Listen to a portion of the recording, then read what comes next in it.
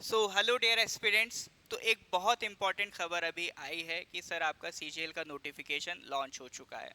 तो इसी के लिहाज से नॉर्थ ईस्ट पीएससी आपके लिए एक डिटेल वीडियो लेके आ रहा है नोटिफिकेशन में क्या क्या बातें लिखी हैं, ताकि आप आगे के टाइम में सिर्फ प्रिपरेशन पे फोकस कर सके। जो छोटी छोटी डाउट्स होते हैं कि एग्ज़ाम में क्या है क्या नहीं है, वो सारे डाउट्स आपके आज ही क्लियर हो जाएं, इसी रिगार्डिंग हम ये वीडियो आपका बना रहे हैं। देखिए सर, इसमें सबसे पहले मैं आपसे बात करूं एग्जामिनेशन डेट की। तो एग्जामिनेशन डेट आपका कब है? 31 मई 2026। 31 मई 2026 को आपका ये एग्जामिनेशन है। और जैसे लास्ट टाइम आपका डिस्ट्रिक्ट कोटा था, तो अभी तो इसमें आपका कोई भी डिस्ट्रिक्ट कोटा जैसा कुछ मेंशन नहीं है, यानी सब लोग अप्लाई कर सकते हैं जनरल, है ना, जनरली। अब इसमें सर जो आपका ओपनिंग डेट है एग्जामिनेशन की 24 मार्च है। 16 अप्रैल को एग्जामिनेशन फॉर्म लास्ट डेट है, बंद हो जाएगा। ठीक है। इसमें ब्रॉडली आपका 3 पोस्ट हैं। पर्सनल असिस्टेंट यानी स्टेनोग्राफर, एक है आपका यूडीसी, एक है आपका लाइब्रेरियन। तो लाइब्रेरियन और यूडीसी को सिर्फ एक रिटन एग्जाम देना है। रिटन एग्जाम को इन्होंने नाम दिया है स्टेज 2। बट जो पर्सनल असिस्टेंट यानी कि स्टेनोग्राफर हैं, उनको 2 स्टेज देनी है, स्टेज 1 स्टेज 2। तो उनका जो स्टेज 1 होगा वो 4th वीक ऑफ अप्रैल में होगा, जिसमें इनका स्टेनोग्राफी टाइपिंग टेस्ट होगा। उसके बाद जो लोग उसको क्वालिफाई करेंगे that will be eligible for stage 2 यानी रिटन एग्जाम। ठीक है। तो ये तो ब्रीफ मैंने आपको कर दिया। बाकी पर्सनल असिस्टेंट में कौन से डिपार्टमेंट्स हैं, लाइब्रेरियन में कौन से डिपार्टमेंट्स हैं, आपका यूडीसी में कौन से डिपार्टमेंट्स हैं, कितना कितना किस में वैकेंसीज है, सब आपको यहाँ पर मेंशन मिलेगा।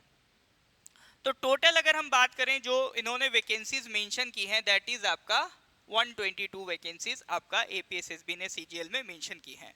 प्लस इसमें कुछ डिटेल्स हैं कि सर आपका स्टेनोग्राफी का अगर आप टेस्ट दे रहे हैं तो उसका डिप्लोमा रिकॉग्नाइज्ड जगह से होना चाहिए। ठीक है।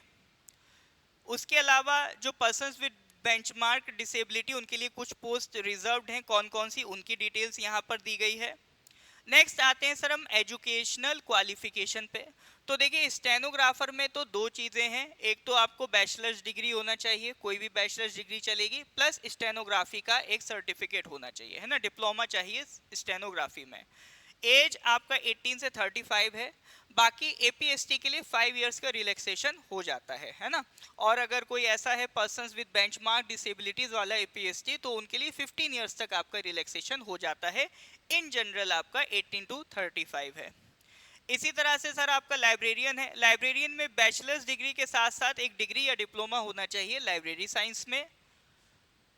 यूडीसी में भी आपका बैचलर्स डिग्री के साथ साथ एक कंप्यूटर एप्लीकेशन में डिप्लोमा होना चाहिए। डिप्लोमा जो होगा वो एक Arunachal council for technical education या all India council for technical education से रिकॉग्नाइज होना चाहिए। अब इसमें बार बार डाउट आता है कि सर क्या मेरा डिप्लोमा रिकॉग्नाइज है या नहीं। तो जहां से भी आपने डिप्लोमा किया है उनसे एक बार कंफर्म कर लीजिए कि अरुणाचल या ऑल इंडिया काउंसिल से रिकॉग्नाइज है या नहीं, तो वो खुद बता देंगे। अदरवाइज फिर भी आपको डाउट है तो एपीएसएसबी को आप मेल करके जानकारी ले सकते हैं। इसके बाद सर हम बात करें फी की, तो फी तो अपना जनरल जो एपीएसटी है 150 और अनरिजर्व के लिए 200 एंड पर्सन्स विद डिसेबिलिटीज के लिए फ्री।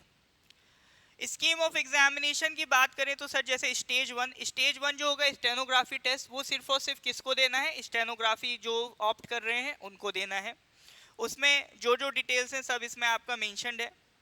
अच्छा, ये जो पीडीएफ है, पीडीएफ आपको नॉर्थ ईस्ट पीएससी के टेलीग्राम चैनल पे मिल जाएगा। यूट्यूब पे अगर आप इसको देख रहे हैं तो डिस्क्रिप्शन और कमेंट में पीडीएफ का लिंक आपको टैग कर दिया जाएगा। फेसबुक में भी मैं कोशिश करूंगा डिस्क्रिप्शन में ऐड करवा दूं, तो वहां से भी आप पीडीएफ को डाउनलोड कर पाएंगे।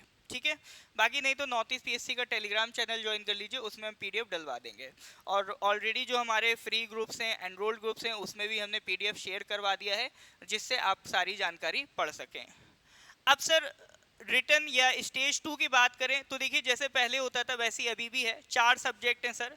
जनरल अवेयरनेस मतलब जीके, ये रीजनिंग, ये मैथ्स, ये इंग्लिश। 25 क्वेश्चंस हर एक सब्जेक्ट के आते हैं।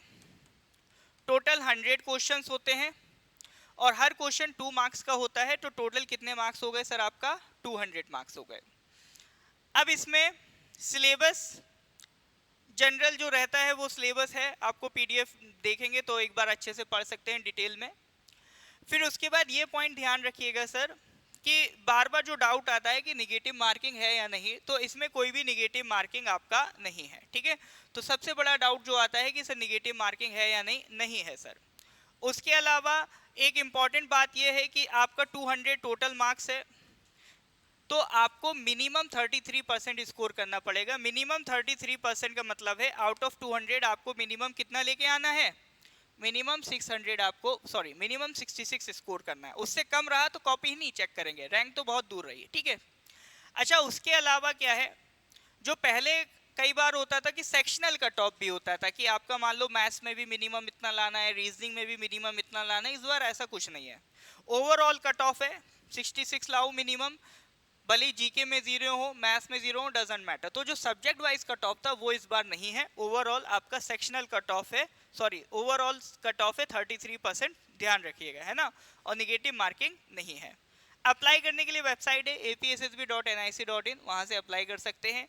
अप्लाई करने में कोई भी दिक्कत होती है तो APSSB अपना हेल्पलाइन नंबर भी देता है, वेबसाइट में जाके आपको मिल जाएगा, है ना। अब मेल पे भी आप उनसे जानकारी ले सकते हैं। उसके अलावा एक बाकी जो जनरल डिटेल्स हैं, कैसे फॉर्म फिल होगा, क्या क्या चीज़ें एक्सेप्टेबल हैं, ये सब आपको ये डिटेल यहाँ पर आपको मिल जाएगा। एज रिलैक्सेशन जो मैंने आपको बताया था वो भी इसमें आपका एंड में लिखा हुआ है, ठीक है। ये आपका सेंटर्स हैं, कहाँ कहाँ पर एग्जामिनेशन सेंटर अवेलेबल हैं, ये आप देख सकते हैं। और जो जनरल इंस्ट्रक्शंस हैं ये सारा आपको यहाँ पर मिल जाएगा, ठीक है। तो ये हो गया सर कंप्लीट नोटिफिकेशन के बारे में जानकारी। अब मैं बात करता हूं सर सीजीएल किस तरह से आपको लेके चल रहा है। देखिए सीजीएल ऐसा मत सोचिए कि आपका एपीएसएसबी के बाकी सारे एग्जाम अलग है, सीजीएल अलग है। जनरल जो एक प्रिपरेशन होता है वो एक ही है, लेकिन सीजीएल में कंपैरेटिवली एक्सपेक्टेड रहता है कि बाकी सारे एग्जाम से लेवल जो हो एपीएसएसबी के बाकी एग्जाम से थोड़ा सा ज़्यादा लेवल एक्सपेक्टेड रहता है। तो नॉर्थ ईस्ट पीएससी सीजीएल के लिए क्या कर रहा है सर, तो north east PSC sir CGL के लिए आपका लास्ट बैच लॉन्च कर रहा है, क्योंकि हमारे बैच कंटिन्यूस चल रहे थे। जनवरी में भी हमने लॉन्च किया था, कहा था पढ़ लो, ठीक है। अभी फिर से अब चूंकि 31 मई को एग्जाम है तो एक और बैच आपको नॉर्थ ईस्ट पीएससी लॉन्च कर रहा है, that will be the last CGL batch. और ये लास्ट सीजीएल बैच सर आपका, इसकी सारी जानकारी के लिए आपको जो स्क्रीन पे कांटेक्ट नंबर दिख रहा है उन पे कॉल या व्हाट्सएप करके आपको जानकारी मिल जाएगी। अब सीजीएल का जो ये लास्ट बैच है ये नॉर्थ ईस्ट पीएससी से ही क्यों ज्वाइन करना है, क्योंकि sir north east PSC is the only institute of Arunachal Pradesh with 600 plus consistent selections in APSSB and APPSC exams. That is highest from any institute of Arunachal Pradesh. ठीक है, तो already हम 600 plus selections deliver कर चुके हैं। हमारे students ने एक बहुत अच्छी मेहनत करी है प्रीवियस ईयर एग्जाम्स में, और आगे भी हम एक्सपेक्ट करेंगे नॉर्थ ईस्ट पीएससी फैमिली के साथ जो लोग जुड़े हैं वो एक डेडिकेशंस के साथ, एक कंसिस्टेंसी के साथ प्रिपरेशन करें और अपना और अपने पेरेंट्स का नाम रोशन करें। तो नॉर्थ ईस्ट पीएससी आपके साथ हमेशा जुड़ा है, तो मेक श्योर करिए आपको कोई भी दिक्कत होने से आप गिवन कॉन्टैक्ट नंबर पे कॉल या व्हाट्सएप करके जानकारी ले सकते हैं। बाकी इसी तरह का और भी कोई इंपॉर्टेंट अपडेट आएगा तो हम इसी तरह से आपके लिए वीडियो लेके आएंगे, वहाँ पर आपको फर्दर जानकारी देंगे। सो मिलते हैं नेक्स्ट वीडियो में। Thank you very much.